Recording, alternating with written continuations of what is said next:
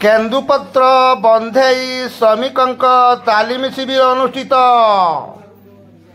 अनुगुल जिला आठमल्ली केन्दुपत्र division नाकिची range कार्यालय परिसर मध्य ओडिशा सरकार जंगल विभाग पक्षर नाकिची रेंज इनचार्ज धनेश्वर साहू प्रत्यक्ष तत्वावधान में दिनिकिया केन्दुपत्र बंधेई श्रमिक तालीम शिविर अनुष्ठित हो जाइछि।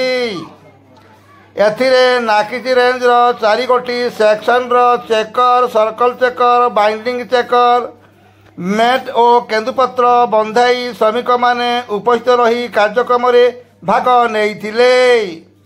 केन्दुपत्र विभिन्न प्रकार किसम यथा IV GL IVM IIM IMI quality पत्र किपरि बाहर करा जाई उपयुक्त पत्र बंधेई कले सरकार लाभान्वित हेबा सहित तोलाली सीजनाल स्टाफ और डिविजन समस्त कर्मचारी लाभान्वित हेबे ताहा उपरे रेंज इनचार्ज धनेश्वर साहू शिविर रे उपस्थित थिबा समस्त व्यक्ति विशेष मानकु सूचना देइथिले।